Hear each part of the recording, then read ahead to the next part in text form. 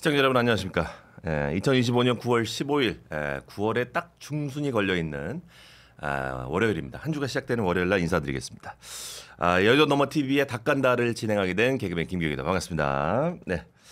자, 고수들의 정치해보쇼 닭간다 매일 오전 10시 반에 저희가 라이브로 여러분들에게 인사드리고 있고 구독, 좋아요, 알림 설정 여러분들 빼놓지 않고 계속 해주시고 계시죠. 감사합니다. 예. 오늘도 댓글로 저희 응원 좀 많이 해주시고 의견도 많이 내주시길 바라겠습니다. 오늘 함께 하실 정치 3인방 한번 모셔보도록 하겠습니다. 박성민 전 민주당 최고위원 나오셨습니다. 반갑습니다. 네, 안녕하세요. 네, 반갑습니다. 오랜만입니다. 네, 자, 이민찬 미디어특위 부위원장 나오셨고요. 안녕하세요. 예, 반갑습니다. 예, 목소리 좋고요. 예. 문성호 전 개혁신당 대변인 나오셨습니다. 반갑습니다. 네, 안녕하세요. 개혁신당 문성호입니다. 네, 저희가 오늘 야심차게 젊은 정치 3인방 저희가 이렇게 어렵게 모셔왔습니다. 예. 젊은 정치 3인방 이렇게 소개하니까 어떻습니까? 저는 이제 40줄에 들어가갖고 이제는 약간 좀 이 팀에 꼈잖아 그래도. 감사합니다. 껴주셔서 감사합니다. 네. 당나이로 청년 아니에요? 그렇죠. 당에서 45살까지 청년이니까. 예. 당에서는 45살까지 청년이에요. 네, 뭐 고령화 시대니까요 이제. 네. 네. 고령화 몇 시대까지. 살까지? 국민의힘이 45살까지. 네, 민주당은 민주당도 그래요. 예. 네. 그렇게 안 하면 청년들을 부를 수가 없어요 당에서. 그렇지. 네. 예. 지역마다 편차도 심해요. 맞아요. 그렇지. 예. 아니 근데 제가 지금 항상 모시는 게스트 분들 보면은 그 중에서도 가장 젊으신 분들 세 분이 나오신 거예요. 예. 아주 좋습니다. 예, 젊은이들의 얘기를 좀 들어보는 시간 가져보도록 하겠습니다. 정치해부쇼에 들어가기 전에 저희가 여의도몰 상품 소개 잠깐 해드리도록 할게요. 이게 사실 경남 필요해요. 저희가 먹고 사는 정말 양분이니까 여의도 너머 TV 채널 내 쇼핑몰 여의도몰이 있는데 거기서 저희가 이번에 좀 밀만한 상품이 있습니다. 여러 품목이 있는데 그 중에서도 오늘 여러분들에게 소개해드릴 상품은 바로 한가위 선물 기획전을 저희가 준비를 해봤습니다.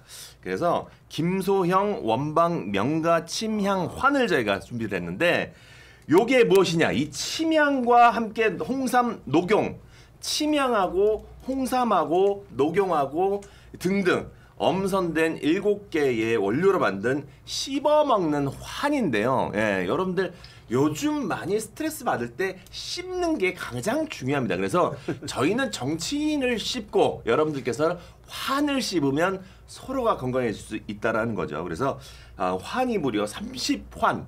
여기 보이시죠? 6줄, 5줄 해가지고 6, 5, 30. 한 달치 먹을 수 있는 30판을 비싸지 않습니다. 부담스럽지 않은 가격 37,900원에 저희가 준비를 했습니다.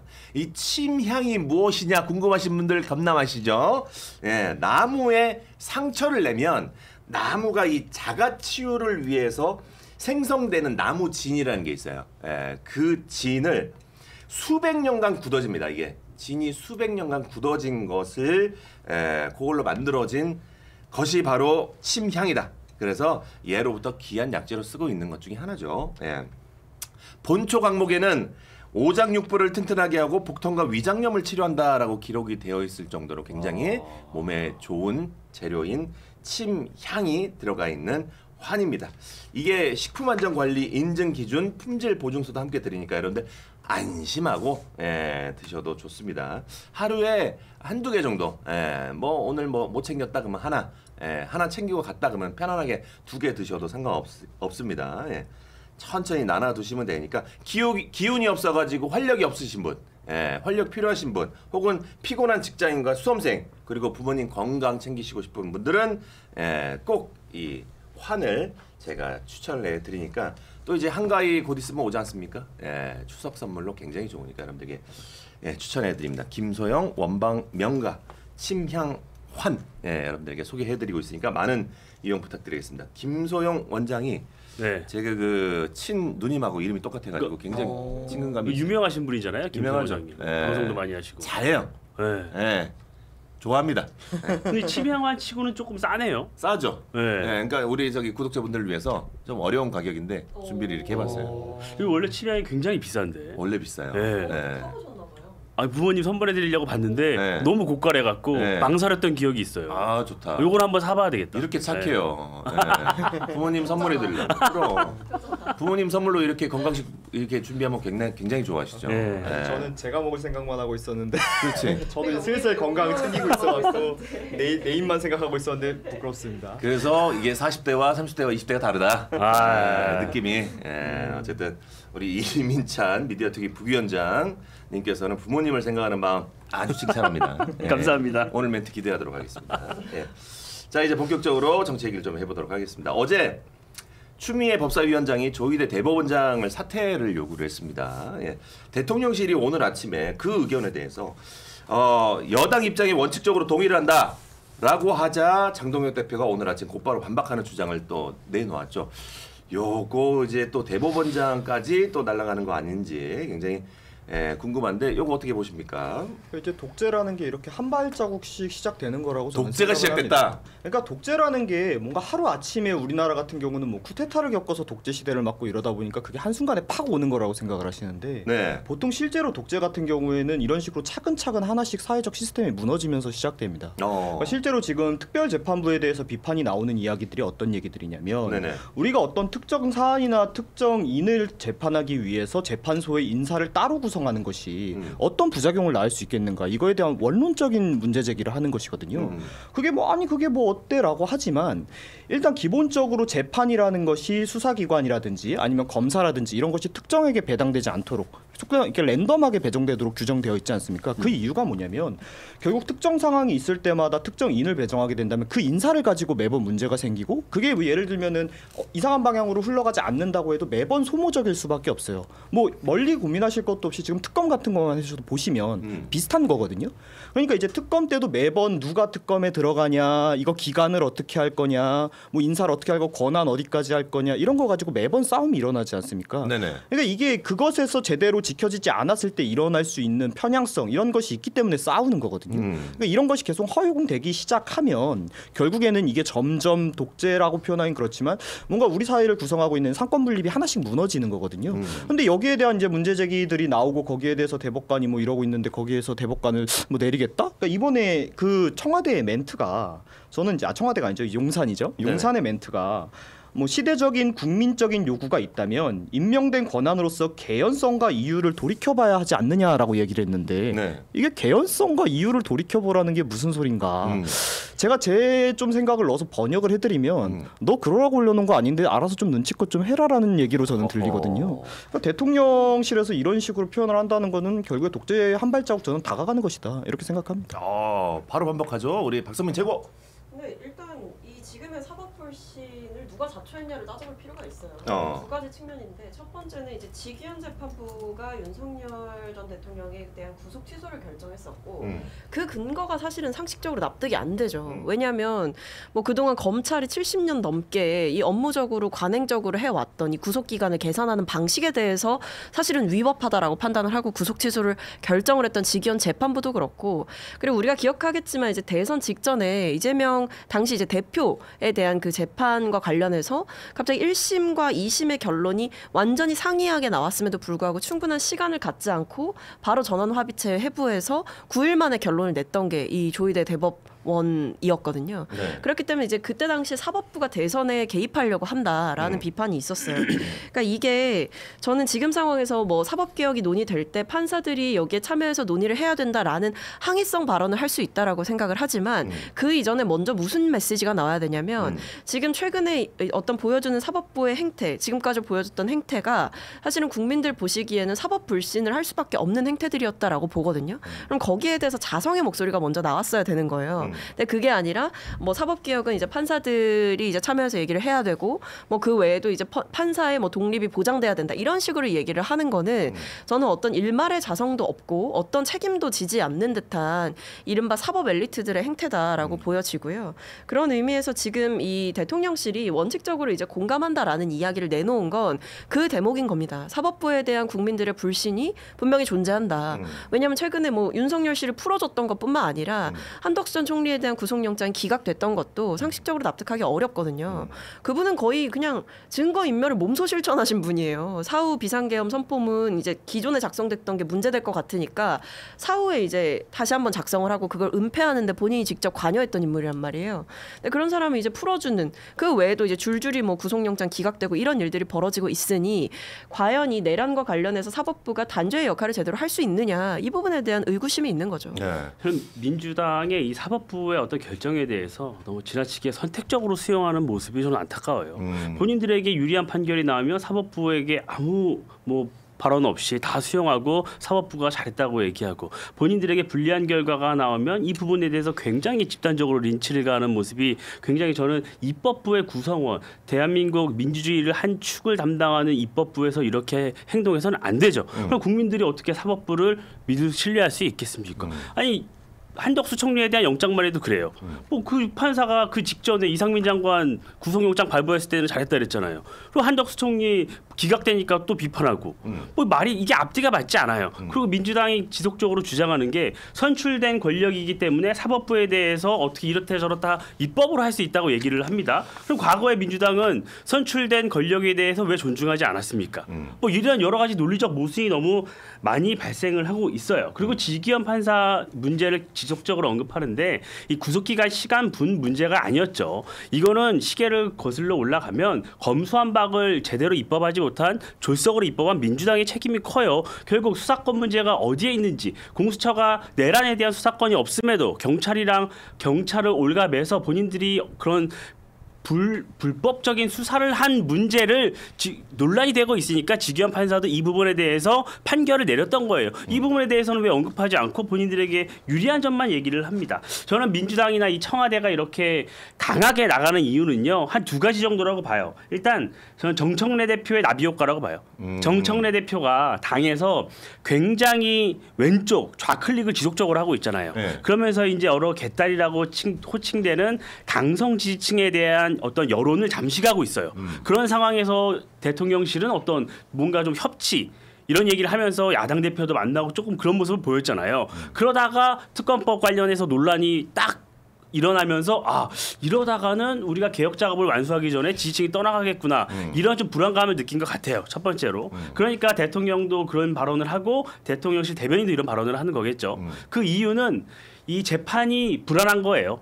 내란이든 뭐든 본인들이 원하는 재판 결과가 나올 수 없다는 불안감이 있으니까 사법부를 지속적으로 압박하기 위해서 이런 발언을 하는 거예요. 뭐 본인들이 대법원장 임기가 보장된 대법원장을 끌어내릴 수 있습니까? 없잖아요. 그럼에도 불구하고 사법부를 압박하기 위해서 이렇게 지속적으로 하는 거고 장도혁 대표가 오늘 말씀하신 그 이재명 대표 재판 재개 이 문제도 전 충분히 민주당 내에서 우려하고 있다고 봅니다. 알겠습니다. 제가 개인적으로 잘 몰라서 그러는데 질문 하나 있다면 우리 이민찬 미디어 특위 부위원장님은 네. 진짜로 이 직위에 대해서 잘 몰라서 그러는데 네. 어느 쪽입니까? 어떤 이게 정치적으로? 저요? 네, 저 국민의힘 소속이에요. 그런 거예요? 네. 미디어 특위라고. 국민의힘에 있는 미디어 특위입니다. 몰랐어요. 예. 네. 이제 알았네. 네. 네. 그래서 그렇게 말씀하신 것 같습니다. 그죠? 아니 근데 조금 얘기를 친한계냐 아니냐 물어보신 거 아니에요? 중요한 거 저는 그렇게 들었는데. 아니, 몰랐어요. 아무튼 그래서 이야기를 좀 얹으면 네. 사법 불신이 있기 때문에라고 하는데 뭐 얘기하신 부분에는 저는 방금 박성민 최고가 얘기한 부분에 사실 동의가 좀 안 되는 내용이었지만 네. 그거랑 별개로 이제 사법 불신이 있는 건 사실이죠. 그리고 뭐 다른 문제들 때문에 국민들이 가지고 있는 사법 불신에 대해서 뭔가 새로운 해법을 내놓아야 되는 필요성도 있을 수는 있어요. 근데 제가 이제 이 부분에 대해서 특별 재판이라든지 이런 걸 반대하는 이유는 뭐냐면 결국에는 이런 식으로 하나씩 무너지기 마련이거든요. 왜냐하면 지금은 말 그대로 이름을 특별이라고 붙이지만 그러니까 이번만 하고 말 거야라고 하지만 이게 한 번 선례가 생기면 예를 들면 다음에 그렇지. 뭔가 다른 정권이 출범했을 때 뭐 여기서도 뭐 수사를 할 때 우리도 그거 너네가 저번에 특별로 저기 구성해서 했으니까 우리도 인사 다시 뽑아가지고 특별재판부 구성해가지고 너희 사건 하겠다 이런 식의 주장 나올 수 있거든요. 그럴 수 있네요. 그러니까 이런 소모적인 일이 일어나지 않으려면 저는 애초에 선례를 만들지 않는 게 좋다라고 생각을 해요. 그래서 이제 민주당에서 얘기하는 뭐 검찰 개혁 이런 것도 보면요 실제로 원래 그 원론적인 부분에서는 맞는 부분도 있어요. 왜냐하면 원래대로 원칙대로면 이 수사권과 기소권이 확실하게 분리가 돼 있어야 되는데 현실적으로 조금 어려운 부분이 있었고 또 과거에 흔히 얘기하는 뭐 독재 정권 시절에 경찰이 수사권을 가지고 너무 정권에 친화적으로 행동했었을 때 검사들이 어느 정도 그걸 잡아줬던 부분이 있기 때문에 그게 넘어간 부분도 있는 거거든요. 그러니까 이게 그래서 처음에는 의도가 좋았지만 결국에는 또 그것이 이제 섞이면서 검사들이 그런 권한을 독점하다 보니까 또 생기는 부정적인 일들이 일어나지 않습니까? 그러니까 지금 이제 민주당에서 그걸 개혁하겠다고 하면서도 그 방법은 결국 뭔가 새로운 곳에서 똑같은 문제가 반복되는 방식으로 문제를 해결하려고 그런단 말이죠. 그러니까 이런 부분에 대해서는 좀 새로운 해법 제시가 필요하다 이 얘기를 드리고 싶어요. 네, 저는 일단 제가 자성의 목소리를 사법부에서 먼저 내야 된다라는 말씀을 드리는 거는 네. 이제 우리가 보통 뭐 회사에서도 어떤 그 직원과 관련한 뭐 어떤 비위 의혹이나 뭐 접대를 받았다라든지 이런 의혹이 생기면 감찰을 할 거 아닙니까? 뭐 이제 감찰을 하겠죠 내부적으로 불러가지고 물어도 보고. 근데 그 기간 동안 어느 정도 이제 직무 배제를 시키는 게 당연하잖아요. 보통은 이제 그 진실이 드러나기 전까지 그걸 통해서 뭐 징계를 하든 아니면 다시 이제 업무에 복귀를 시키든 하는데 지금 이 법원에서 어떻게 하고 있냐? 지기현 판사에 대해서 진상 조사는 하겠다고 했지만 결과적으로 보면 지기현 판사 제대로 그냥 업무 계속 보고 있죠. 그것도 내란 재판 담당하고 있는 재판부입니다. 근데 여기에 대해서 진상 조사 하겠다고 한 지가 언젠데 아직도 결론을 제대로 안 내고 있어요. 그러니까 그렇기 때문에 이게 과연 이제 법원이 이제 제19 감싸기를 넘어서서 뭔가 자성을 할 수 있는 역할이 있느냐 이걸 묻지 않을 수가 없고 그 외에도 지금 내란 특별재판부 관련해서 이제 민주당의 주장을 좀 정확하게 말씀을 드리면 이게 별도의 법원을 만들자 이게 아니고 이 서울중앙법원 형사합의부 내에 그 전담 부서를 만들자라는 거거든요. 그러니까 독립된 법원을 갑자기 새로 만들어가지고 뭐 저희가 법원을 세우겠다 이런 게 아니라 전담 부서를 만들자라는 거거든요. 그래서 이거에 대해서는 사실 오히려 사건의 중차대함을 감안한다면, 그러니까 이게 그냥 보통 사안도 아니고 내란범을 재판하는 일이잖아요. 내란 사건이잖아요. 그렇다고 하면 오히려 여기에 대해서 지금 공정성 시비가 일고 사실은 지기현 판사에 대해서도 구속 취소 결정뿐만 아니라 재판 시작했을 때부터 윤 전 대통령에 대한 뭐 촬영이라든지 이런 것도 불허했던 뭐 일종의 특혜 논란도 다 있었단 말이에요. 그러니까 그런 것들을 사법부에서 이 논란이 심각하다라는 걸 인지한다면 저는 자체적으로 좀 자구책을 마련했어야 되는 게 맞다라고 생각이 들고, 그리고 이 내란 특별 뭐 재판부 뭐 혹은 내란 전담부를 만든다라고 하는 게 결국 누가 임명하는 거냐 이거를 좀 말씀드리고 싶은데 민주당이 판사를 임명하는 게 아니에요. 그러니까 최종 임명 주체는 대법원장이에요. 그러니까 이건 지금 헌법 내에서 똑같거든요. 그러니까 저희가 추천위원회를 꾸리는 거죠. 아니 민주당이 알아서 이제 뭐 명단 주고 이렇게 해서 최종적으로 하는 게 아니라 지금 보면 국회, 대한변협, 법원 판사회의 이 세 주체에서 추천을 하게 돼 있고 임명은 최종적으로 대법원장이 하는 거란 말이에요. 그런 의미에서 이런 제도를 이야기를 하는 것 자체가 위헌적이라고 보기엔 저는 어렵다고 생각해요. 이 민주당이요. 아 진짜 그러면 안 돼요. 왜냐면 반박해보세요. 아니 네. 이 지금 내란 이게 본인들도 위헌이란 거를 화들짝 놀란 거예요. 당초에 이 법안이 발의된 거는요 내란 특별재판부예요. 방금 박성민 최고가 설명해준 저 내용은 지금 법안조차도 없어요. 내용이 아예 없고 내란 특별재판부라는 이름으로 별도로 구성하는 내용으로 법안을 발의를 했잖아요. 했는데 위헌 소지가 있다는 논란이 계속되고 있으니까 지금 잠깐 국민의 눈을 가리기 위해서 내란 전담 재판부라는 이름으로 이름만 포장지를 갈아 끼우고 그 속 내용은 조금 더 완화했을 뿐이에요. 여기서 핵심은 누가 그 재판부를 임명하느냐예요. 이게 위헌이라고 지속적으로 국민의힘과 헌법학자들 학계에서는 지속적으로 문제 제기하는 거예요. 이 임명권이 헌법에는 법원에 있는 거예요. 이 임명권이 지금 말씀하신 대로 뭐 법안에 그렇게 돼 있죠. 국회 일부. 그건 다 민주당이잖아요. 민주당 다수당이니까 민주당이 거의 다 할 거 아니에요. 네네. 민주당, 변협 뭐 이렇게 해서 추천을 한다 그러잖아요. 추천을 하는 사람을 그럼 대법원장이 그걸 거부할 수 있습니까? 대법원장 임명만 하라는 거잖아요. 그렇죠. 우리의 법원이 그동안 신뢰가 높았던 이유는 그 누구도 간섭하지 않고 그냥 무작위로 재판부가 선정이 됐기 때문에 여기서 어떤 사심이 개입되지 않는다는 시시비비가 붙지 않았던 거예요. 근데 지금은 이 추천 주체 자체에 국회 정파성을 지닌 국회와 변협이 들어가 있기 때문에 이 추천 그 자체의 행위가 위헌적이라는 지적을 하는 거예요. 과거에 또 민주당 이런 얘기하죠. 과거에도 이런 비슷한 전담 재판부가 있었다. 그때는요. 그 무작위 추첨을 해서 그 법원 내부에서 재판부가 들어갔던 거예요. 그러면 민주당 말대로라면 내란 전담 재판부를 구성을 하되 그 추천은 국회나 변협이 하지 말고 그 국회 법원 내에 있는 재판부가 무작위로 들어가면 돼요. 왜 그거는 하지 않아요? 왜 굳이 본인들이 추천권을 행사하려고 하죠? 이거는 맞지 않는 거예요. 그러니까 본인들이 위헌 논란이 있으니까 포장지만 갈아 끼우고 국민을 설득하려 하지만 그 본질, 재판부를 추천하는 그 추천권은 여전히 민주당에게 있는 것이다. 이거는 위헌 소지가 다분하고 민주당이 이렇게 하는 행동을 하는 이유는 아까 말씀드렸던 것과 비슷합니다. 그 연장선이에요. 본인들이 원하는 재판 결과가 내란 유죄가를 본인들이 확신하지 못하기 때문에 이런 재판부까지 겁박을 하고 있는 것이다. 저는 그렇게 봅니다. 근데 저는 한 가지만 저는 이제 민주당 측에 물어보고 싶은 게 만약에 그 얘기가 맞다면 그러면은 우리 대통령이 행사하는 수많은 인사권들이 있어요. 그렇죠? 그럼 그 인사권도 우리 앞으로 추천받아서 대통령이 그 추천해서 인사할 수 있게 하면 그 위헌 아닌가요? 괜찮아요? 그런 건? 그런 법안 만들어도 되나요?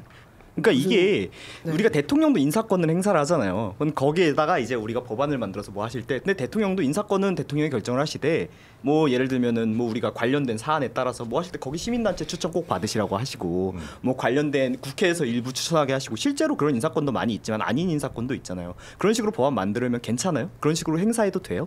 그러니까 지금 우리가 단순히 추천을 누가 하느냐 이런 걸 가지고 항상 인사권에 대한 대립이 많이 일어나는데 최종 결정을 재판장이 하니까 그거는 인사권 을 건드리는 것이 아니다. 그건 그냥 재판소에서 하는 것이다. 이런 주장이 저는 그 현실적으로 그 의미가 있는 주장인가 좀 싶어요. 근데 제가 말씀드리고 싶은 거는 글쎄요. 근데 대통령의 인사권과 이거를 좀 비교하는 거는 저는 사실 논리적 연결고리를 잘 모르겠고 동일선상에서 놓고 얘기할 부분은 아닌 것 같고. 근데 이게 제가 말씀드리고 싶은 건 이 판사 자격이 없는 사람을 갑자기 외부에서 끌어다가 저희가 판사를 시키겠다는 게 아니잖아요. 그러니까 제가 앞서 말씀드렸던 그 세 주체가 있잖아요. 국회, 대한변협, 법원판사회의. 이 세 주체에서 추천한 사람이 누구냐. 판사가 아닌 사람을 추천해서 갑자기 판사를 만들겠다는 게 아니고 지금 이미 일을 하고 있는 그 판사들 중에 얘기를 하는 거거든요. 네네. 그렇게 치면은 그렇게 추천해서 임명을 하는 게 문제다라고 하면 그중에 어떤 추천 대상이 누구든 될 수 있는 거잖아요. 그 판사가 지금 일하고 있는 사람들 중에서 추천을 하는 거니까. 그렇게 치면 그 사람들은 다 업무에서 배제되어야 되는 사람들인 거예요. 그 주장의 결론을 놓고 보면. 그러니까 주체가 국회고 뭐 변협이 들어가고 법원 판사회가 들어간다라는 이유로 이게 위헌이다라고 말을 하는 게 저는 납득이 안 되는 게 이미 있는 판사 풀 중에서 추천을 한다니까요.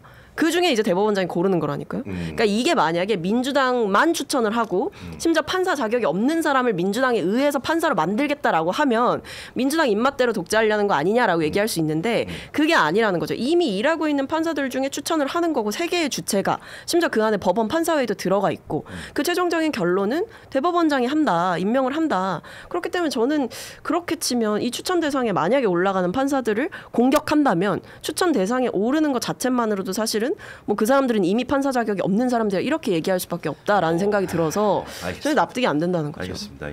예. 뭐 그렇게 한숨을 크게 쉬십니까? 저도 한숨 참잖아요. 저도 한숨 쉬고 싶어요. 네, 알겠어요.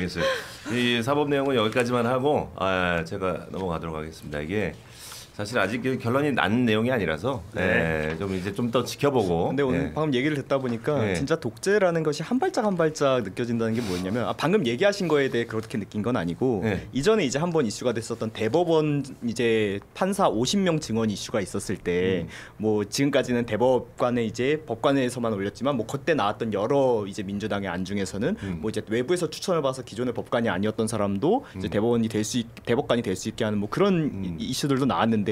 그거하고 방금 거를 조합해서 하면은 이상하게도 가겠다 싶은 생각이 조금 드네요. 근데 그거 그렇게 결론 안 났을걸요? 그러니까요. 그리고 50명 증언도 아니고 한 있었던 23명인가? 뭐 그렇게 결론을. 그러니까 그런 시도들이 뭐 있었다는 게 참 이렇게 연결해서 들으니까 재밌다는 얘기를 드리는 겁니다. 그만 싸우세요. 예, 알겠습니다. 지치신 표정. 아니요, 그게 아니라 아침부터 세 분이 젊어서 그런지 몰라도 주제가 너무 싸울 주제였어. 그렇지. 아니 나는 세 분이 다 치매 환을 먹은 줄 알았어. 맞아요. 에너지가 넘쳐나. 먹어야 될 것 같은데 지금. 우리 이민찬 위원장은 여기 치매 환을 2개 먹은 줄 알았어. 목소리가 너무 커. 조금 또 민주당이 너무 좀 그래요. 예. 민주주의에 대한 인식이나 이 삼권 분리에 대한 고민, 여러 가지 국정 운영에 대한 이런 너무 일방적인 모습 안타깝습니다. 서운한 게 많구나. 저도 서운한 거 많았어요. 윤석열 정권 때. 저도 많았는데. 지금 그럴 때예요. 시기상. 지금 민주당도 지금 억울한 거 지금 풀고 있는 시기고 지금 억울할 때고 국민의힘은.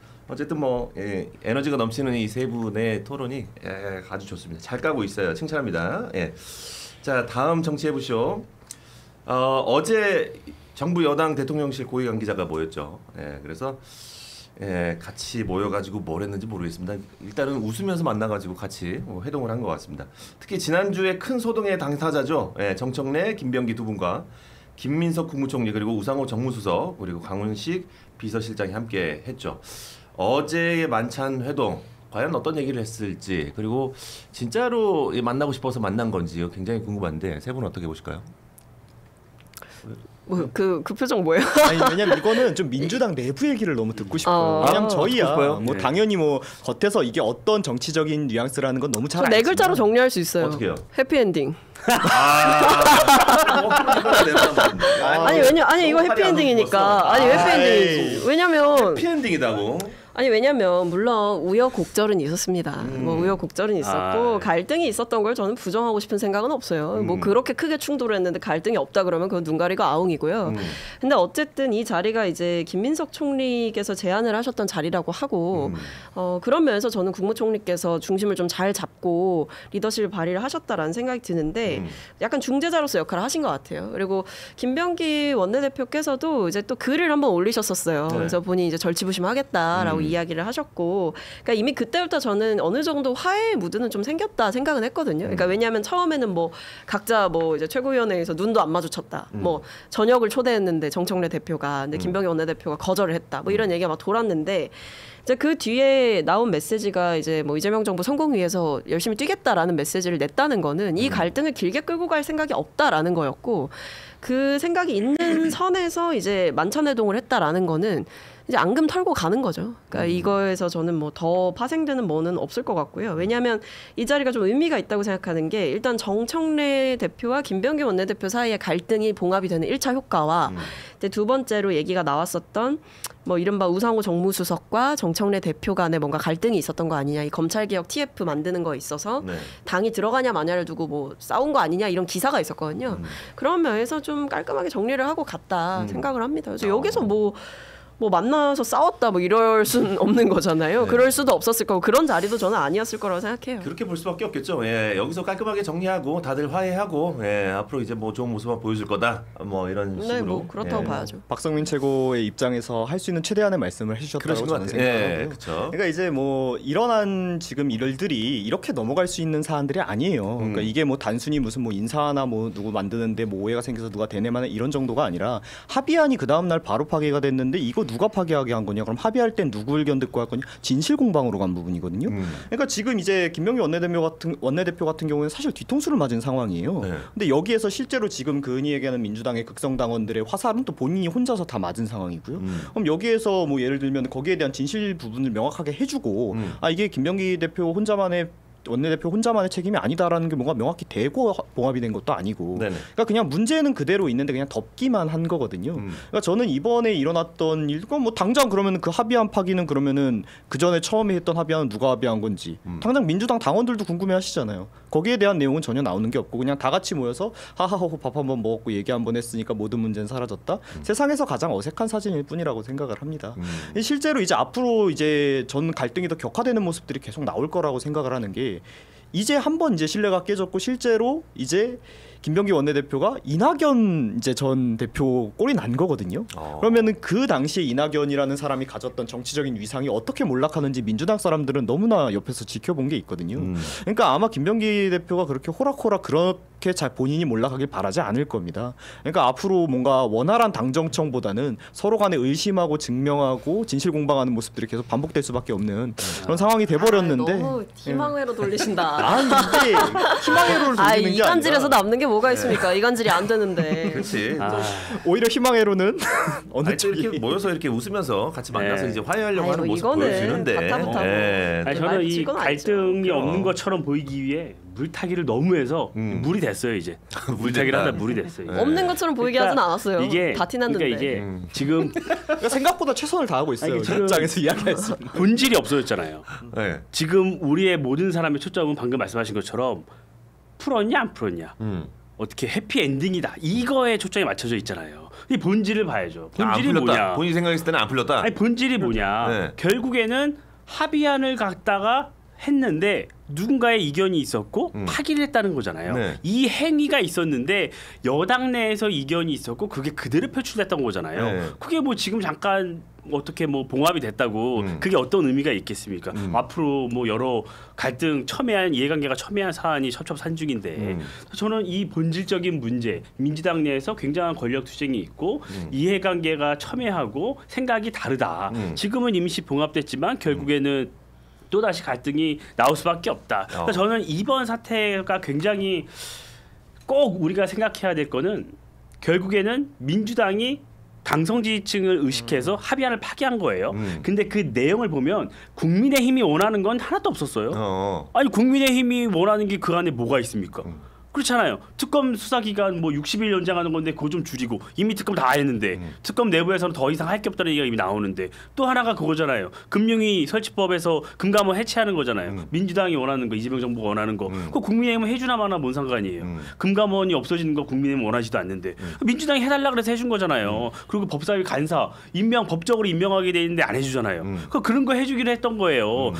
그런 정도 야당이 보기에는요. 반보도 아니에요. 반의 반보 나가는 그 정도 합의조차 민주당은 할 수 없는 정당이 된 거예요.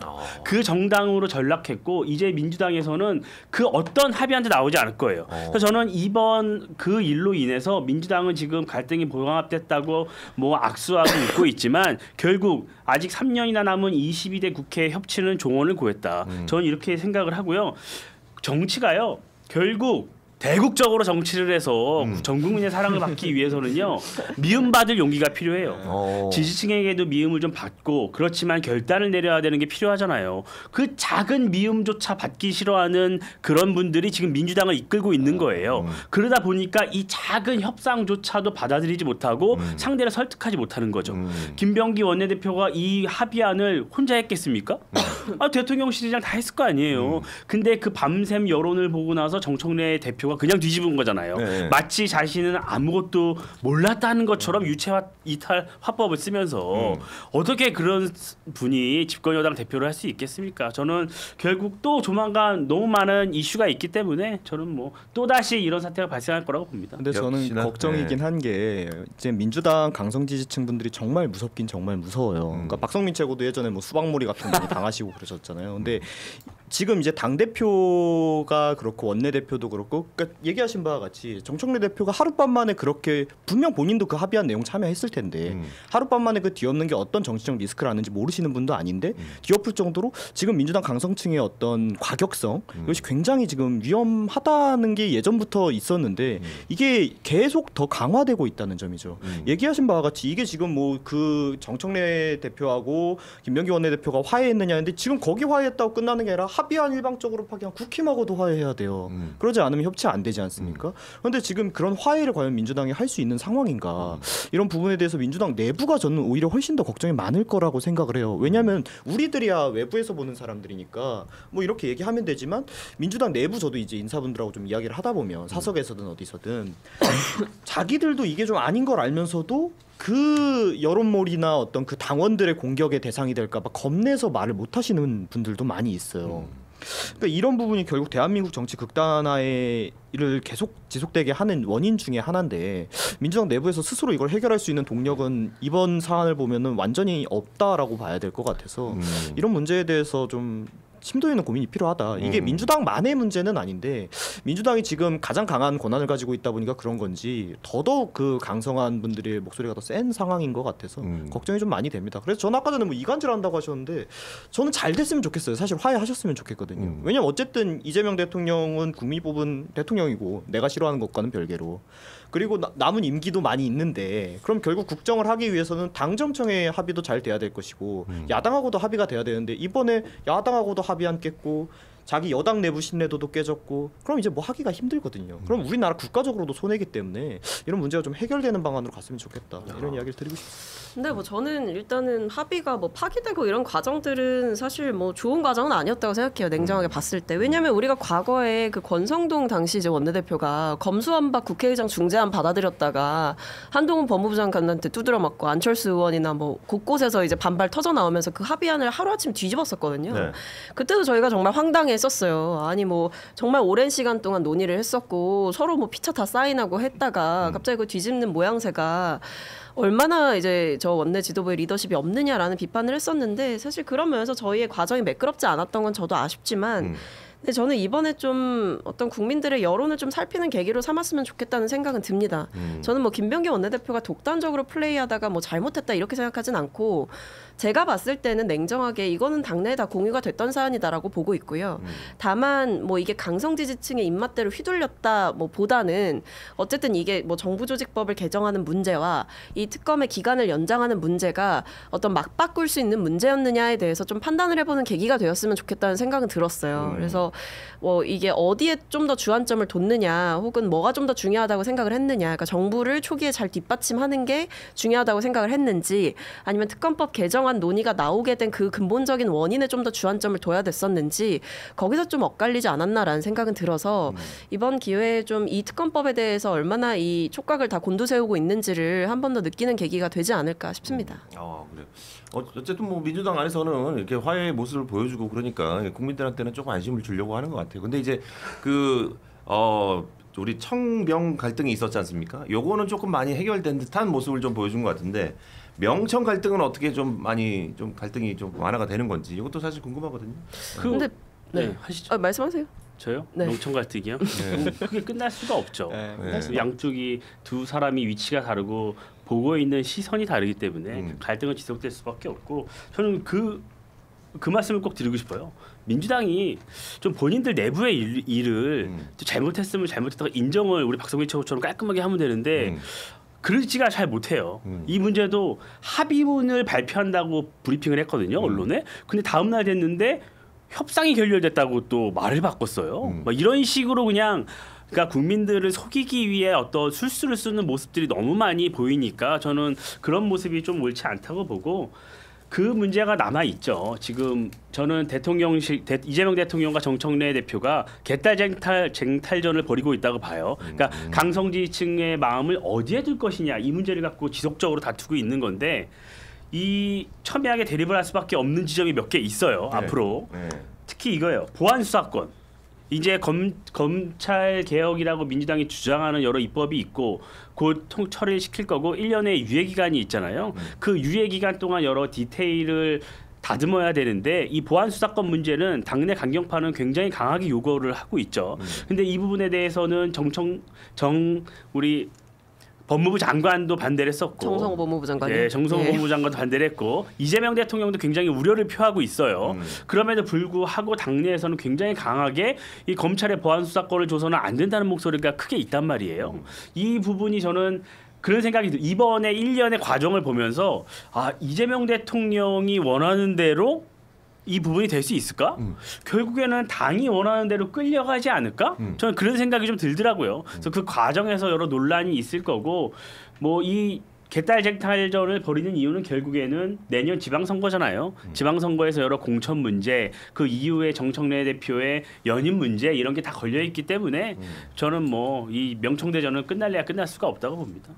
근데 저는 뭐 명청대전이라고 하는 게 뭐 근데 말씀 잘 해주셨다고 생각하는 게 그 이재명 대통령과 정청래 대표의 시선이 좀 다른 부분이 있는 거죠. 자리가 다르니까요. 그렇죠. 그 대통령의 책임과 권한, 당 대표가 가지고 있는 책임과 방향, 선명성 이런 거는 전 다를 수밖에 없는 거라고 생각을 하고 그래서 지금 뭐 대통령과의 갈등이 뭐 있다. 그래서 뭐 일종의 뭐 정청래 대표가 뭐 이재명 대통령의 뒤통수를 계속 치려고 한다 이런 취지의 설들이 계속 불거져 나오는데 근데 저는 그럴 수는 없다고 보는 게 그러니까 생각이 달라서 갈등이 좀 이견이 표출될 수는 있다고 보는데요.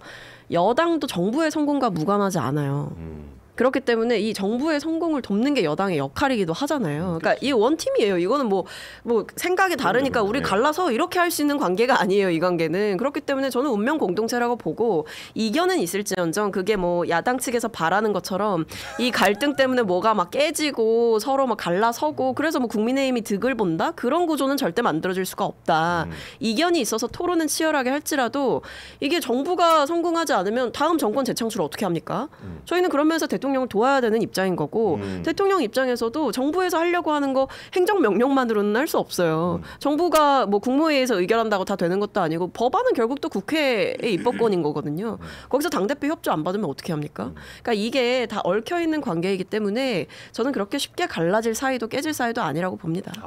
저는 이제 뭐 이 이슈에 대해서는 두 분이 얘기를 잘 해주셔서 제가 할 얘기는 없고 박성민 최고가 너무 걱정이 되는 게 저희가 듣기에는 뭐, 굉장히 어떤 민주당의 입장을 잘 얘기를 해주신 거잖아요. 걱정하는 거예요. 네. 그러니까 우리가 듣기에는 잘 살고 민주당의 입장에서 최고로 얘기를 잘 해주신 거잖아요. 잘 지내고 있습니다. 근데 저 정도만 얘기를 해도 민주당 강성 지지층들은 엄청 뭐라고 해요. 그러니까 아까 전에 예를 들면 뭐 갈등이 있었던 건 맞죠. 뭐 그런 거 어떤 부분 있었는데 사실관계에 대한 담담한 인정조차도 있었잖아요. 지금 민주당 지지층들 강성 지지층분들 사실 받아들이지 못해요. 강성이니까. 바로 굉장히 심합니다. 아니 저는 그래가지고 그렇게도 생각 안 해요. 봐봐 이렇게 아니 열심히 하는데. 강성 지지층들도 뭐 그 중에서는 또 심지어 막 두 분 동시에 사퇴하라 이런 얘기도 하셨었어요. 그러니까 이게 뭐 갈등이 없다 이렇게 덮고 넘어가는 게 아니라 이제 책임론을 어디에 두냐 이거에 대해서 좀 지지층들 사이에서도 말이 갈리는 거지. 뭐 갈등이 뭐 있었는데 없었어요 이런 건 아니에요. 근데 정청래 대표가요. 이런 명청대전이라는 얘기가 막 나왔잖아요.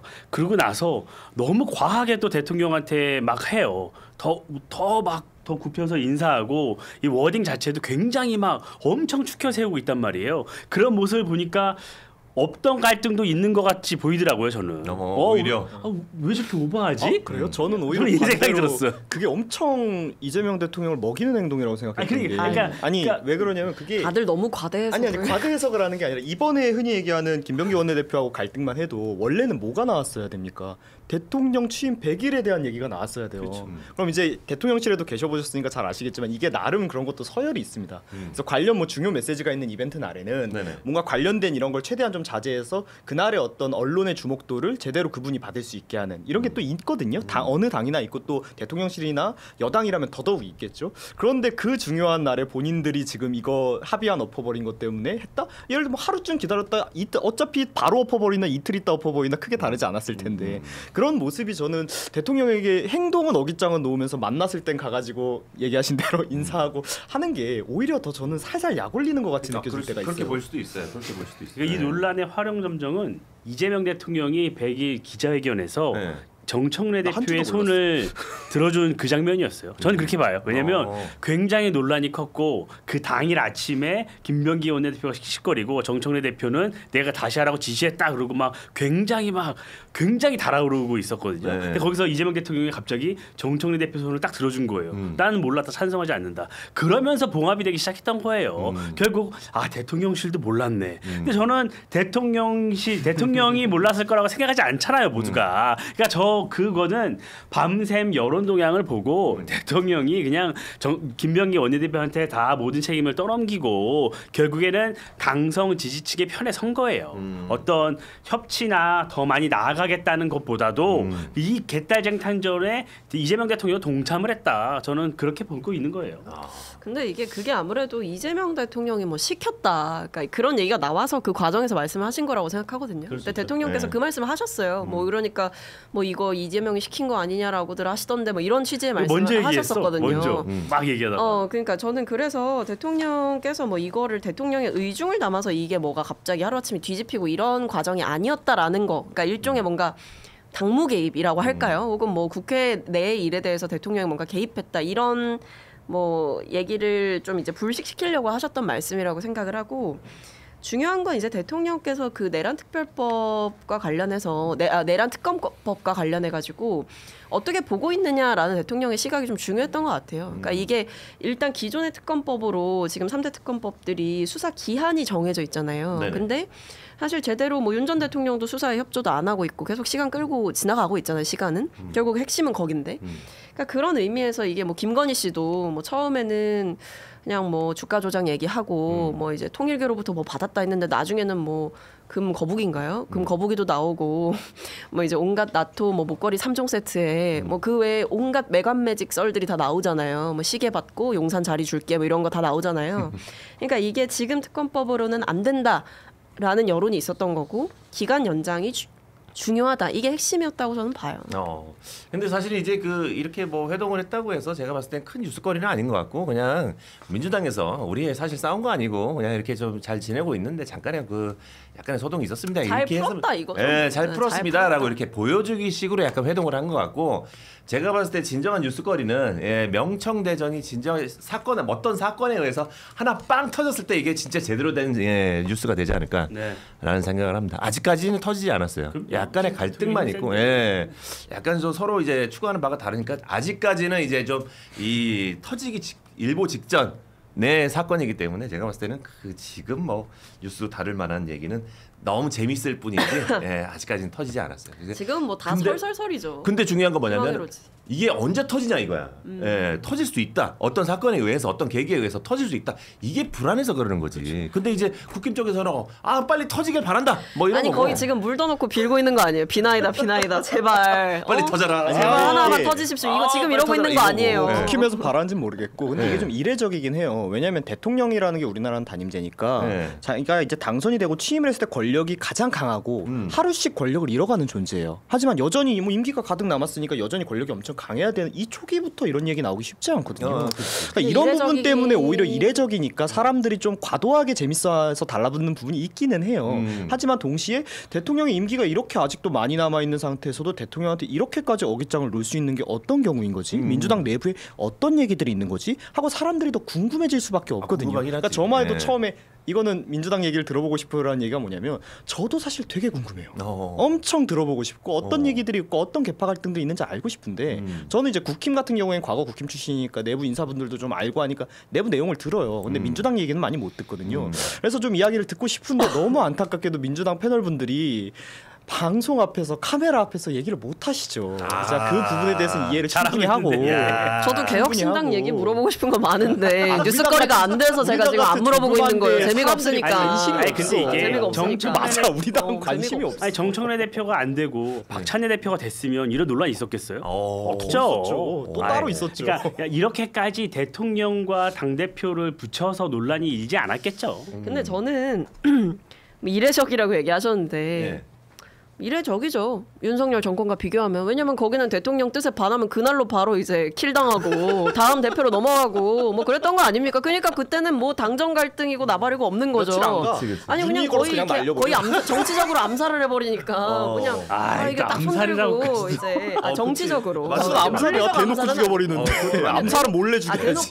대놓고 네네 어쨌든 그래서 그런 점에서 이 전 정권과 비교를 하게 되는 부분이 있는 것 같고요. 그럴 수 근데 저는 아까 우리가 말했듯이 이거는 인물의 구도의 문제로 봐서는 안 된다고 생각해요. 그건 본질이 아니에요. 대통령과 당대표와 생각하는 게 다를 수밖에 없어요. 어떤 순간에는. 구조상. 그렇죠. 그리고 당 같은 경우에는 그러니까 대통령은 한 번 선거 치르고 5년 동안 정부를 이끌어가는 입장이지만 그렇지. 당은 또 뭐냐 막 곳곳에 선거 있고 그럼. 정치적인 이슈 있고 또 국회 안에서 또 해결해야 될 일들 있고 대통령은 대통령대로 정부 안에서 하고 싶은 거 있고 그러니까 이게 여러 가지가 맞물려 있기 때문에 그러네. 생각의 방향은 조금씩 다를 수 있는데 그걸 어떻게 저는 관리하느냐의 문제다라고 본다라는 말씀 드리고 싶은 거죠. 관리 될까요? 알겠습니다. 예. 빌지 마시고요, 자꾸. 어쨌든 이 민주당 안에서 뭐 사건이 터지기를 바라는 마음은 좀 없었으면 좋겠다라는 생각이 좀 듭니다. 예. 국민의힘이 대규모 장외 투쟁을 또 검토한다고 알려졌습니다. 지금 이제 시기가 적절한가라는 생각이 좀 드는데 정기국회 시즌 오늘부터 이제 대정부 질문이 시작되는 시기인데. 사실 뭐 이제 국회에서 정부 상대로 질문하는 게 더 효과적이지 않을까라는 의견도 있습니다. 국민의힘이 장애투쟁에 진짜 나설지 이것도 사실 이제 약간 좀 의문이 되고 실제로도 뭐 준비를 하고 있는지 이것도 궁금합니다. 저희는요 투트랙이에요. 투트랙이다. 투트랙이죠. 지금 대정부 질문도 가고 상임위에서도 열심히 참여해서 이재명 정부의 실정을 또 알리고 대정부 질문에도 여러 많은 의원분들이 들어가서 질문합니다. 이재명 정부 실정을 알리기 위해 들어가서 하고 그와는 별도로 국민의힘이 의석이 워낙 적다 보니까 원내에서 할 수 있는 일이 한계가 있어요. 그러다 보니까 많은 국민의힘과 의견을 같이 하고 이재명 정부 민주당의 폭정에 걱정하시는 많은 국민들과 함께 또 거리에 나가고 밖에서 또 의견을 듣고 그분들과 힘을 합쳐서 이재명 정부의 문제점을 알리겠다 이런 것도 여러 구상을 하고 있는 거죠. 그래서 아직 디테일하게 이 언제부터 뭐 장외로 나간다 뭐 이런 문제가 논의된 건 아니고 지금은 국회 내에서 많은 당원 또 국민들과 함께 이런 집회를 하고 있죠. 하고 있고 분명히 말씀드리지만 국회를 떠나지는 않습니다. 투 트랙으로 할 수 있는 모든 걸 한다. 이게 국민의힘의 입장입니다. 아, 안팎으로 다 한다. 예. 어쨌든 그러면 이제 국힘 당원 입장에서는 지금 장애투쟁하는 걸 굉장히 뭐 반기는 입장입니다. 예. 그러세요? 좋아하는 것 같아요. 네. 국힘당에서는 다들 뭐 이제 뉴스 보니까 아 이제야 조금 뭐 정치하는 국힘당 같다 그런 뭐 이런 건 느낌인데. 있어요. 저희 김문수 후보가 대선 때 41%를 받았잖아요. 네. 근데 지금 국민의힘 지지율이 20%뭐 적은 건 10%대도 있고 네. 20% 중반대도 있어요. 그러면 그냥 심플하게 보기만 하면 대선 때 우리를 지지했던 분도 지금 떠나가 계신 거예요. 그러니까 많은 분들이 그러면 왜 대선 때 그 탄핵 직후에 치러진 대선에서도 국민의힘을 지지를 했는데 그럼 지금은 왜 국민의힘을 지지하지 않는가라는 질문을 많은 분들에게 들어보면 그런 얘기를 제일 많이 하세요. 뭐하냐 야당이 이재명 정부랑 싸우기를 하느냐 제대로 투쟁을 하느냐 야당다운 모습이 없고 야성이 없다. 그럼 너네 같은 애들이 있어서 뭐하냐 뭐 이러시는 분들도 많아요 당원분들. 그러니까 싸우려면 제대로 싸우고 투쟁하려면 제대로 투쟁해라 이렇게 말씀하시는 분들도 꽤 많아요. 그래서 그 잃어버린 그 지지율을 좀 더 회복하는 과정에 있는 거죠.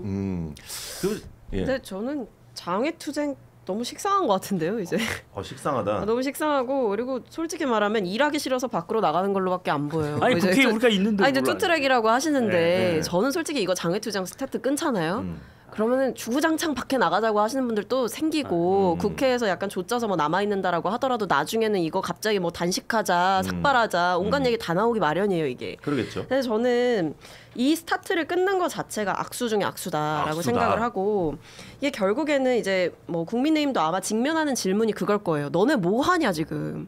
그러니까 이재명 정부에 맞서서 싸워야지 너네 뭐 하냐 이 질문에 대한 대답을 장외투쟁으로 한다는 거는 저는 하수 중에 하수다라고 생각하고 결국에 뭐냐 그러니까 이게 여당은 사실 저는 성과로 싸우는 거라고 생각을 하고요. 야당은 그러니까 왜냐하면 여당은 이제 정부랑 같이 이제 할 수 있는 게 많잖아요. 근데 야당은 결국 이 내용으로 얘기를 해야 되는 거거든요. 네. 뭐 예를 들면 이제 국회에서 뭐 말씀해 주셨지만 뭐 대정부 질문도 한다 이런 얘기 하잖아요.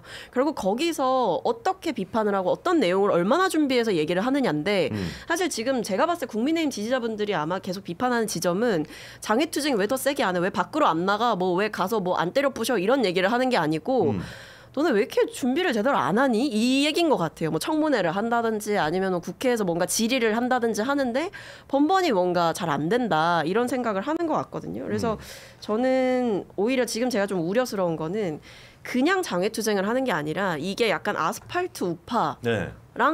결합돼서 이게 이루어질 것 같아서 그러니까 소위 말하는 보수 극보수 기독교 세력이라든지 뭐 약간 그러니까 그냥 건강한 어떤 기독교 세력이 아니라 뭐 예를 들면 윤 전 대통령에 대한 이 탄핵 반대 집회를 주도했던 그 소년보 목사 교회도 뭐 갔었다고 하잖아요 이번에 네네네. 장동혁 대표가 이제 그런 분들이랑 소위 말하는 아스팔트 보수 우파랑 결합이 돼서 하면 이거는 좀 민주주의에 역행하는 길로 들어설 수 있다. 근데 저는 이해가 좀 안 되는 게 장동혁 대표가 최근까지 무슨 중도 얘기하고 막 그랬거든요. 네. 합리적인 그렇지, 어떤 그렇지, 뭐 그렇지. 얘기를 네. 했는데 근데 갑자기 이제 장외투쟁 한다 하고 소년보 목사 찾아가고 하니까 이거 약간 이해가 잘 안 돼요. 두 분 얘기 많이 하셔야 될 것 같아서 제가 아니 그래서 제가 투트랙을 말씀드린 거예요. 궁금하다. 투트랙으로 한다는 이유는 네. 우리가 과거처럼 네. 다 안 하고 네. 국회를 보이콧하고 그때는 네. 의석이 좀 대등했을 때였잖아요. 네. 그래서 국민의힘이 보이콧하고 장애로 나가면 상임위 자체가 열리지 못했어요. 그래서 법안 처리도 안 됐고 그걸로 야당이 대여 투쟁의 수단으로 삼았던 거예요. 그래서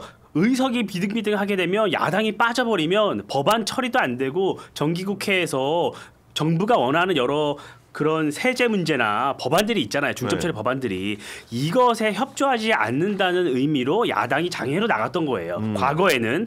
근데 지금은 국민의힘이 없어도 민주당이 다 할 수 있어요. 그러니까 국민의힘은 원내에서는 원내의 일을 충실히 하겠다. 그러면서도 뜻을 같이 하는 국민들과 여러 여론전을 하겠다는 거예요. 그리고 국민의힘이 성과가 없었다 그랬는데 아니 최교진 우리 교육부 장관 후보자 문제점들 굉장히 막말부터 해서 많이 나왔잖아요. 네. 이 인사검증 누가 했어요? 국민의힘이 다 한 거예요. 그러니까 이재명 정부의 여러 문제점들을 지속적으로 알리고 있는 역할을 야당이 충실히 하고 있는 거죠. 그럼에도 불구하고 의석이 많고 임명권이 있기 때문에 이재명 대통령이 모든 걸 강행하고 있는 거예요. 그래서 저는 아스팔트 우파라는 말씀을 쓰시는데 저는 우리 우파 진영에 대해서 너무 안 좋은 낙인 찍기가 너무 만연해 있어요. 극우, 아스팔트 막 이런 게 저는 이해할 수 없는 게 손현보 목사 말씀 주셨지만 세이브 코리아 같은 경우에는요. 탄핵의 절차적 문제를 지적을 하면서 반대 의견을 냈죠. 네. 근데 탄핵에서 헌재에서 탄핵 인용 결정이 나왔잖아요. 그날부로 모든 집회를 중단했어요. 헌재 결정을 존중한다는 입장문을 냈어요. 이것도 아스팔트 우파고 구구입니까? 아니죠. 대한민국 사법 체계를 존중하는 것이죠. 어떻게 보면 대법원 확정 판결이 나온 사람들도 민주당의 자기 편이라는 이유로 그 결정조차 수용하지 못하는 민주당이 오히려 반헌법, 반법치주의인 거죠. 저는 그래서 이렇게 너무 낙인 찍기 하지 않았으면 좋겠고요. 건전한 생각을 가진 많은 시민들이 이재명 정부의 의문을 제기하는 이 행위 자체를 극우나 아스팔트로 매도하는 건 저는 그분들을 모독하는 것이라고 봅니다. 아. 근데 그게 어쨌든 전한길 씨, 손현보 목사 같은 경우에 전한길 씨랑 같이 윤 전 대통령에 대한 탄핵 반대 집회를 주도했던 세력은 맞잖아요. 그렇기 때문에 이게 뭐 아무리 아니다라고 얘기를 해도 국민들이 보셨을 때는 저기 탄핵 반대했던 세력이랑 또 손잡고 뭔가를 하네? 이거밖에 되지 않기 때문에 저는 그런 의미에서 이게 악수라고 보는 거예요. 장동혁 대표가 정말 이제 본인이 보수 얘기, 뭐 중도 얘기를 하고 합리적으로 뭔가를 해보겠다. 사실 그래서 뭐 당직 인선에도 우리가 좀 주목을 했었던 거거든요. 생각보다 좀 개파색이 옅은 사람들을 쓰려고 하네. 뭔가 그 본인이 이제 선거를 할 때까지는 굉장히 강성 지지층에 호소를 했지만 그 다음부터 좀 노선을 바꾸려는 건가 했는데 다시 저는 회귀했다라고 보거든요. 다시 백했다. 그래서 저는 그런 의미에서 이 아스팔트 우파와의 연대가 본격화되는 신호탄을 장외투쟁을 한다라는 걸로 쏘아 올린다 이렇게 보는 거예요. 그러니까 약간 저는 박성민 최고가 우려하는 부분이 충분히 우려가 될 수 있다라고 생각을 해요. 그러니까 이제 지금 민주당 국무총리 하고 계시는 이제 김민석 총리 형님께서도 반미 집회 같은 거 굉장히 지금도 하고 계시잖아요. 그런데 이제 그건 어디까지나 뭐 총리의 형님이 하시는 거고 총리하고 뭐 저 같은 경우 제 형하고 정치적 의견은 전혀 다르거든요. 그렇지만 외부에서 봤을 때는 그런 인사를 했을 때 우리가 지금 이런 상황에서 이런 반미 투쟁을 하고 있는 인사들과 연결고리가 있는 사람들이 정부 내부에 지금 인사로 임명하는 것이 맞느냐는 우려의 목소리 나오잖아요. 그러니까 반대로도 저는 그런 목소리가 나올 수 있다고 생각을 하는데 방금 이제 아무래도 그 두 분의 이제 두 당의 장애 투쟁에 대한 얘기다 보니까 저는 좀 빠졌는데 저는 처음에 이제 박성민 최고가 했던 얘기에 좀 많이 공감을 해요. 이제 장애 투쟁이라는 이런 방식은 사실 이제 좀 많이 낡은 방식입니다. 이게 실제로 국민들이 예전같이 받아들이지도 않고요. 효과도 저는 많이 없다라고 생각을 해요. 그러니까 얘기하신 거와 같이 뭐 장애 투쟁이 지금 뭐 지도부나 이런 데서 얘기가 나오셨지만 이번에는 좀 투트랙이라고 하면서 조금 달리 얘기를 하셨잖아요. 그런데 이제 저는 그래서 항상 얘기하고 싶은 게 이거예요. 우리가 선거 때만 되면 국회의원들이 자기를 국회로 보내달라 그렇게 얘기하지 않습니까? 그럼 국회 안에 그렇게 끝에서 표줘서 보내줬으면 국회 안에서 싸워야지 왜 자꾸 밖으로 나가냐 이런 비판의 목소리가 사실 요즘에는 많아요. 안에서 싸운다니까요. 네, 그러니까 이제 얘기하신 바와 같이 이제 장애투쟁이란 방식은 이제 조금 예전에야 어떤 미디어 매체라든지 이런 것이 한계가 있기 때문에 안에서만 싸우다 보면 국민 여러분들에게 그걸 좀 전달하기가 어려웠어요. 근데 요즘 세상이 바뀌어지고 여러 가지 매체들이 있으면서 이런 걸 알릴 수 있는 방법은 사실 많지 않습니까? 당장 내 페북에만 글을 작성해도 봐주시는 분들이 계시고 하니까 이제 좀 그런 방식은 사라져야 될 것 같고 근데 제가 오늘 박성민 최고 걱정을 계속하는데 아까 얘기를 듣다가 안 하셔도 이게 돼요. 약간 자성인가에서 장애투쟁에서 단식하고 이런 거 너무 하수 중에 하수라고 하셨는데 단식하고 장애투쟁하시고가 지금 네, 대통령께서 많이 하셨는데 조금 아직 역시 마음에 좀 남아 계신 게 아닌가. 아니 할 것 없이 했었던 거. 그러니까요. 단식 정말 오래 하셨는데 단식은 하수 중에 하수다 이렇게 얘기를 해주셔서 정기국회 국면에서 얘기하는 순간 거죠. 걱정이 아니, 됐습니다. 방금 뜨끔했어요, 안 했어요? 걱정이 됐어요. 안 했어요. 아니 네. 근데 이거를 뭐 아니 근데 이 장애 투쟁을 이렇게 할 수도 없는 게 걱정하지 마세요. 잘 다 잡아갔잖아요.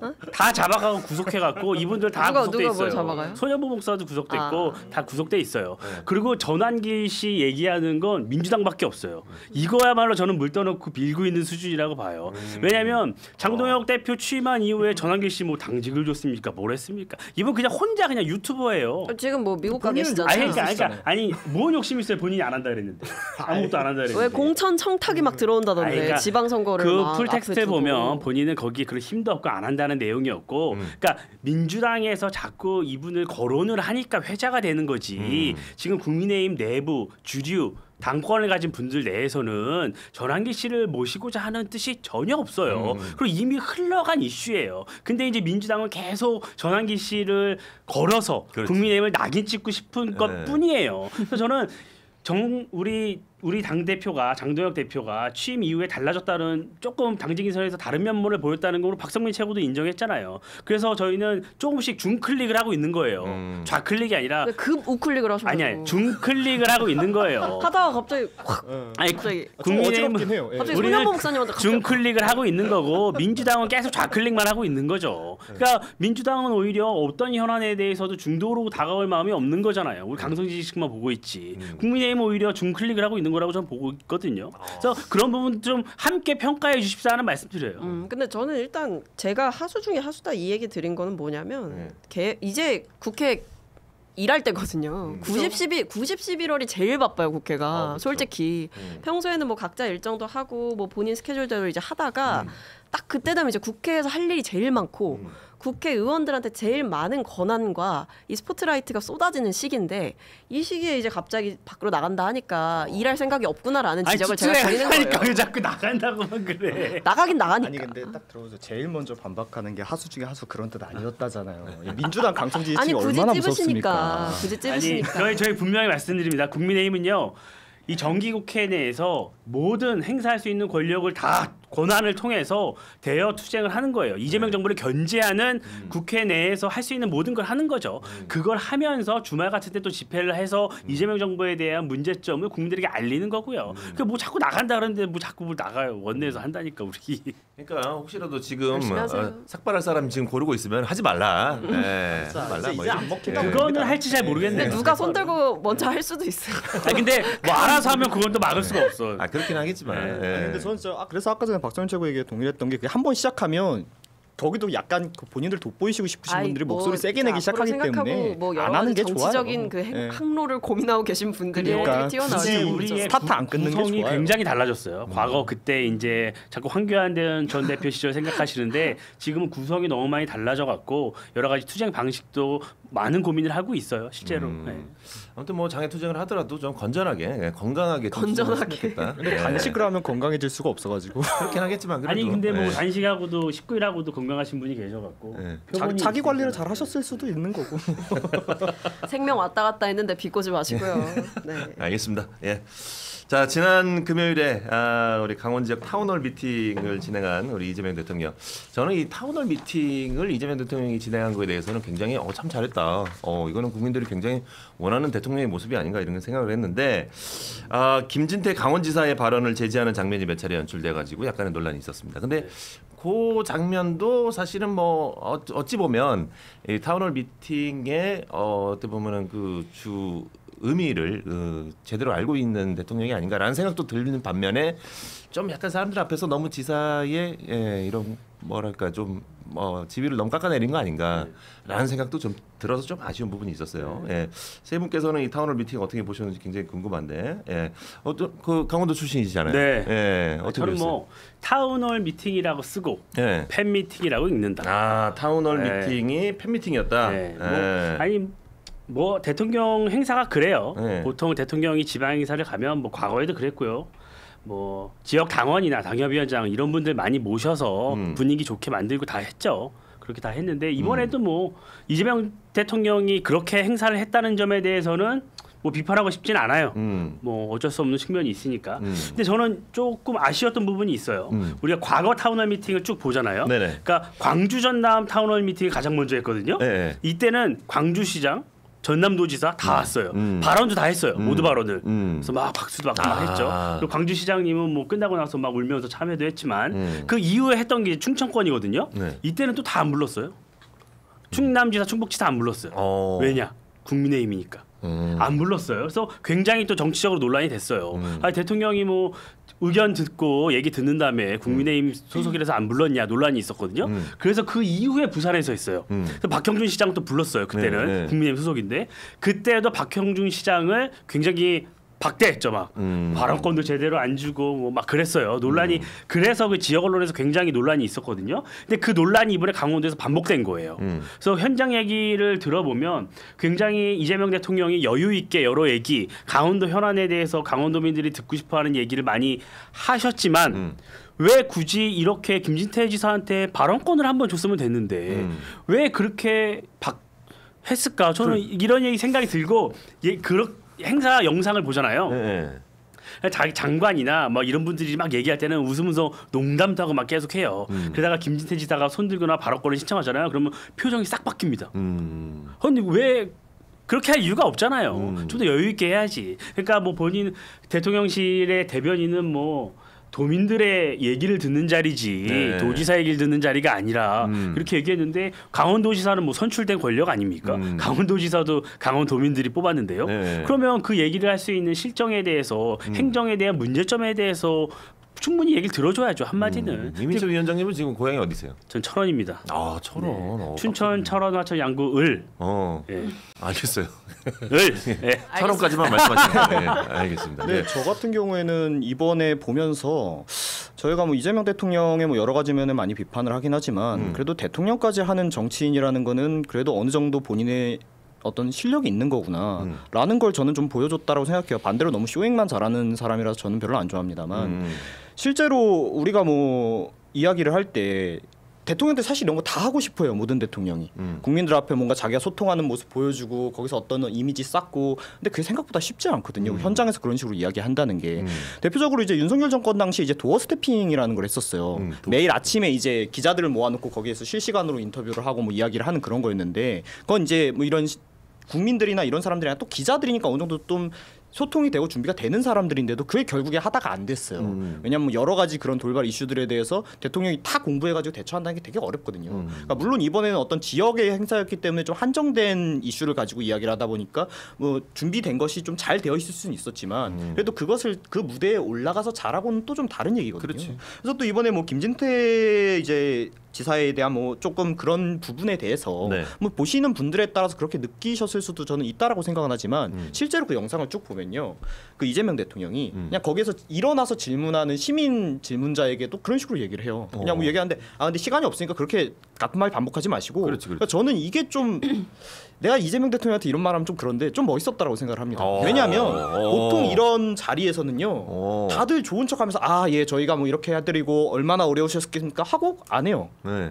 그리고 그냥 넘어가 버려요. 네. 근데 그러면은 밑에 사람들만 고생합니다. 아니 대통령이 저번에 와가지고 했을 때 다 해준다고 얘기했는데 왜 너희들 안 움직이냐, 밑에 사람도 안 움직이냐, 이런 민원에 그 밑에서 일하는 사람들이 놓일 수밖에 없는 상황이거든요. 근데 약간 대통령께서 그냥 거기서 좀 자를 건 자르시더라고요. 그러니까 저는 너무 우리나라가 예전에 이제 문재인 대통령 때 흔히 얘기하는 뭐 공감 뭐 이런 거 이야기하면서 좋지만 그것도 좋지만 책임지지도 못할 거면서 해줄 것처럼만 하는 그런 얘기들이 우리나라에 좀 여러 가지 병폐들이 생겼다라고 생각을 하거든요. 그래서 거기서 흔히 얘기하는 좀 이런 해줘, 너무 정부에 대해서 해줘하는 문화가 생겼다라고 생각을 해요. 근데 정부의 권한과 예산이 무한한 게 아닌데 어떻게 모든 걸 다 해줍니까? 그렇죠. 그러니까 안 되는 건 안 되는 건데 그 안 된다는 얘기를 결정권자나 대통령 같은 사람들이 자꾸 안 하고 된다만 하니까 이루어지지는 않는데 중간에 낀 사람들은 고생하고 국민들은 뭔가 거기에 대해서 잠깐의 위로 얻었지만 나아지는 건 없고 이런 안 좋은 점이 좀 반복됐다고 생각을 하거든요.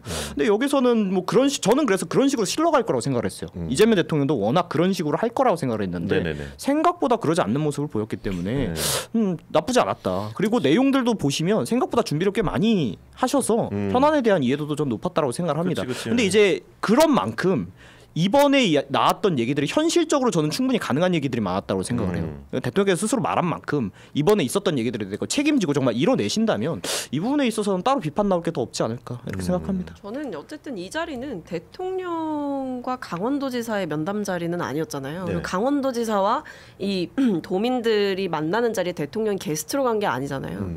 그러니까 결국 주체는 누구냐? 대통령과 이 도민들이 직접 만난 장이었단 말이에요. 그렇죠. 여기에 보니까 700명에 가까운 도민들이 온라인으로 신청을 하셨고 네. 이제 그 중에 이제 뭐 200명 좀 넘게 이렇게 이제 직접 현장에 오셔서 소통을 하는 자리였기 때문에 저는 대통령께서 좀 원활한 이 한정된 시간 안에서 원활하게 이제 도민들의 의견을 직접 듣고 답하는 시간을 마련하기 위해서 뭐 발언권을 제지하고 이런 걸로 너무 과하게 무슨 본인이 정치적인 뭐 피해를 받은 탄압을 받은 뭐 야당의 정치인이다 이렇게 하는 거는 좀 과하다고 생각해요. 그냥 오히려 본인도 깔끔하게 아 그쵸 그 자리는 이제 내가 주인공이 아니니 뭐 대통령의 뜻을 충분히 이해한다. 오히려 이렇게 할 수도 있는 거거든요. 왜냐하면 본인이 뭔가 설명하고 싶으면 도지사는 얼마든지 자리를 열 수가 있어요. 본인이 열면 돼요 또.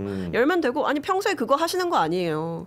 그러니까 저는 이 자리에서 너무 이제 본인이 마치 피해를 받았다 이렇게 가는 거는 좀 과하다는 생각이 들고 오히려 이 타운홀 미팅이 저는 이 대통령께서 이제 준비를 많이 하는 것 같다라고 얘기를 해주셨는데 다들 좀 비슷하게 느끼실 것 같아요. 그러니까 이게 과거에 이제 윤석열 대통령이 뭐 민생 토론회를 뭐 20몇 번을 개최를 했었는데 총선 직전에 하면서 관건 선거 논란이 좀 있었거든요. 네네. 근데 뭐 특히 지역 공약 이런 거를 얘기를 많이 했었기도 했고 뭐 어떤 시민들의 얘기가 많이 들리는 자리보다는 대통령이 쏟아내는 자리였고 심지어 약간 무책임하게 그 예산이 다 900조인가?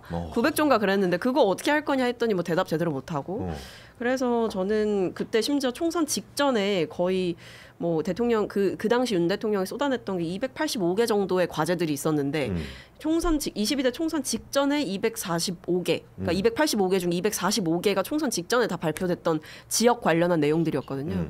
그래서 그때도 저는 관건 선거 논란이 되게 크게 일었던 기억이 나는데 지금은 또 뭐 시기가 그런 시기도 아니고 대통령이 돌면서 이제 지역 균형 발전이라든지 지역 현안들을 얘기하는 자리가 만들어진다는 거는 좋다고 생각하고 정치적 논쟁을 여기서까지 하는 거는 불필요하다고 보고 있습니다. 그것도 그럴 수 있죠. 예, 사실 뭐 타운홀 미팅이라는 게 사실 대통령과 이제 그 시민들이 만나서 같이 얘기하는 자리인데 그렇다고 해서 이제 김진태 의원의 그 말 한마디를 듣지 못하는 것은 사실 좀 뭐 어찌 보면 좀 2, 3분이에요. 예. 좀 아쉽기도 해서 뭔 얘기를 하려고 할까? 뭔 얘기를 하려고 하는지만 들어보고 아이 그 얘기 안 해도 돼. 이렇게 해도 되는데 아마 그때 무슨 현안 사업 설명하려고 했던 것 같아요. 그렇겠죠? 지역에 뭐 만드는 거. 그렇겠죠. 한마디만 하겠습니다. 아이 하지 마. 너 한마디도 하지 마. 약간 이렇게 얘기하니까. 근데 뭐 두 분은 뭐 준비를 많이 하셨다고 평가를 하는데 그날 나온 내용을 보면요, 다 강원도 현안, 굉장히 오래된 강원도 현안들이었어요. 그래서 특히나 군사 규제 완화 문제는 대통령이 국방부 장관에게 직접 지시를 했죠. 근데 이 군사 규제 완화 문제 같은 경우에는 정말 뭐 강원도 접경 지역에서는 엄청 오래된 문제였어요. 그래서 이건 민주당 정부, 국민의힘 정부를 떠나서 오래된 이슈였는데 뭐. 통상 이런 자리를 갈 때는요 대통령이 몇 개를 발표할 걸 준비를 해가요. 뭔가를 해결을 했다고 얘기를 하던가 아니면 이걸 내가 이렇게 하겠다고 디테일하게 발표를 합니다. 그래야지 이제 참석자나 그 지역에서도 어떤 충족이 되기 때문에요. 근데 최근에 보면은 그냥 대통령이 듣기만 해요. 듣기만 하는 지금 자리를 마련을 한 거고 또 이제 뭔가 해결을 하면 해결했다는 자리를 또 한 번 이제 지역을 도는 자리를 또 마련을 하겠죠. 그래서 저는 얼마나 이게 관철이 될지 성과를 낼지는 뭐 지금 평가의 문제는 아니다. 뭐 대통령이 이 지역 현안이 뭐가 있다는 거 준비하는 거 너무 당연한 얘기 아닙니까? 이거 성과로서 얘기를 해야죠. 제가 듣고 보니까 맞는 말인 게 사실 굉장히 당연한 걸 한 거였거든요. 근데 이제 얘기하신 바와 같이 그걸 이제 미리 준비를 하잖아요. 근데 이제 저는 이제 윤석열 대통령께서 이제 대통령일 당시 초기에 아직 제가 국민의힘 나오기 전에 제가 그걸 뭐 준비하는 역할도 했었었는데 그랬구나. 또 모셔본 분이 좀 그런 걸 잘 그러니까 윤석열 대통령도 잘하시는 건 또 따로 있으시겠지만 이런 부분은 소화는 잘하시는 분이 아니었어서 제 마음속에 기준이 조금 낮아졌던 게 아닌가 갑자기 이런 생각을 합니다. 이재명 대통령은 뭐 최초의 기초단체장 출신 대통령이잖아요. 뭐 행정에 대해서 정말 빠삭할 수밖에 없죠. 저는 굉장한 장점이라고 평가를 해요. 그런데 이제 그게 장점으로 작용을 해서 어떤 지역에 갔을 때 굉장히 디테일하게 질문을 하잖아요. 그 예산이 얼마인데 이거가 어디에 들어가는 것이냐. 그러면 이거면 충분한 것이냐. 그래서 지역에서 또 요구를 하면 그거면 충분하냐, 그게 어디 들어가냐까지 굉장히 디테일하게 질문을 하잖아요. 그래서 본인은 근데 국민들로 하여금 그런 부분은 굉장히 잘하고 있구나라고 생각할 수 있는 부분이에요. 좀 굉장히 그런 긍정 평가합니다. 훈훈합니다. 좋네요. 제가 듣다 보니까 반성을 하는 게 방금 좋았던 이제 제 평가가 약간 이제 사감이 들어갔던 것 같아요. 그러니까 저도 제가 이제 어떤 대통령을 모시고 뭐. 이런 모습을 나도 연출하고 싶었던 욕심이 있었던 것 같아요. 근데 그 과거에 윤석열 이제 대통령 뭐 저희가 모셨던 분은 이런 부분에서는 쉽지 않았는데 좀 안타까운 게 또 그러다 보면 또 만기칠람이 나와요. 자, 어쨌든 시간이 뭐 많이 돼. 많이 지났어요. 벌써 11시 45분 다가가고 아이고. 있습니다. 예. 자, 우리 쌈발라님께서 5,000원 후원해 주시면서 머리 좋고 똑똑한 우리 박성민 고생이 많습니다. 많이 힘드시죠? 커피 한잔 하세요 하시면서 감사합니다. 팩트 논리로 논평하는 문성원님 응원합니다 하시면서 보내주셨고 감사합니다. 우리 닭간다님께서 또 5만 원 계좌로 후원해 주시고 슈퍼챗으로 또 5,000원 주시면서 여의도 3초 송중기 문성원 화이팅 이렇게 하시면서 감사합니다. 3초면 길죠. 그렇게 했습니다. 예, 오늘 뭐 여러 가지 논쟁거리가 있어가지고 얘기하느라고 시간이 좀 많이 흘렀습니다. 오늘 세 분 함께해 주셔서 감사하고 저희 여의도 너머 채널 내 쇼핑몰 여의도몰에서 여러 품목이 판매되고 있습니다. 지금 우리 김소영 원방 명가 이 침향 환이 판매되고 있습니다. 요거 부모님 선물로도 굉장히 좋고 이제 수험생들 굉장히 많지 않습니까? 예, 수험생들 여기 또 집중하는데 굉장히 도움될 수 있는 원기 회복이 도움되는 명가 침 환향 선물 세트 준비되어 있으니까 배송비 없이 37,900원에 준비를 했습니다. 요거 꼭 한번 여러분들 선물하셔서 사랑받으시길 바라겠습니다. 예. 고수들의 처정을 정치해보시오. 여의도 너머 TV의 닭간다. 저희는 매일 오전 10시 반에 라이브로 시작을 하니까요. 내일 오전에도 여러분들 참 함께해 주시길 바라겠습니다. 오늘 함께해 주신 세 분 고맙습니다. 감사합니다. 감사합니다. 감사합니다.